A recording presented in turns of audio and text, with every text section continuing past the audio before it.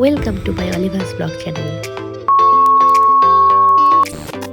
Hello বন্ধুরা, আজকে রওনা দিলাম জম্মু তাওয়াই এক্সপ্রেস ধরে সোজা কাশ্মীর। তাই ট্রেনের এক্সপিরিয়েন্সগুলো তোমাদের সাথে শেয়ার করতে চাই।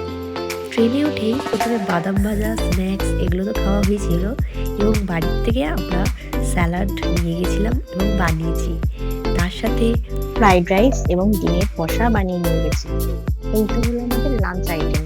তারপরে এসে আমরা ডিনার আইটেমে যাই। ডিনার আইটেমে ছিল রুটি আর আলুর দম। ফার্স্ট দিনটা আমরা বন্ধুরা সবাই মিলে কিছু না কিছু বানিয়ে নিয়ে গেছিলাম।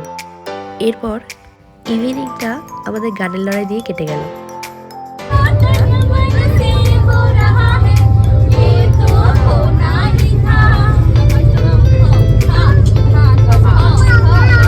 ট্রেনে অন্য যারা উঠেছিল তাদের সাথে গানের লড়াইতে মজে গেছিলাম।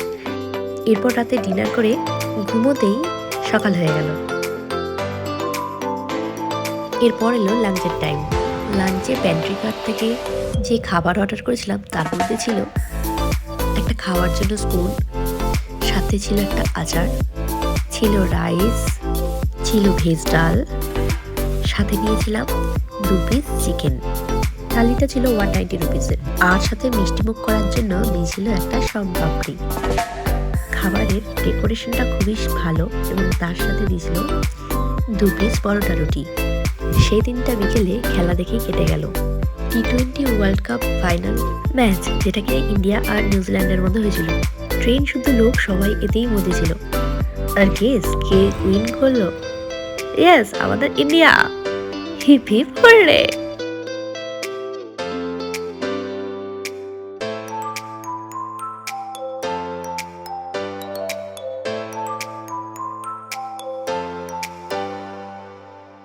বিকেলে তো চিপস, স্ন্যাক্স এগুলো নিয়েই কেটে গেল বাচ্চাদের সাথে।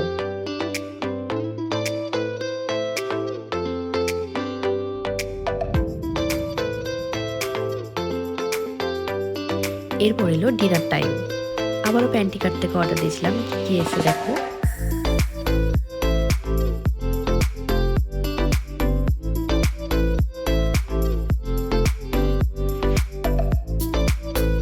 দিয়েছিল আবারও সেই আচার, সাথে স্পুন আর রাইস, সাথে ছিল ভেজ ডাল। এই থালিটা ছিল 90 রুপিসের, আর সাথে ছিল ডাবল এগ। ডিনারটাও খুবই ভালো ছিল। এক্সট্রা করে রাইস নিলে 30 রুপিস দিয়ে রাইস নিতে হচ্ছে এবং সাথে ছিল 2টো পরোটা রুটি।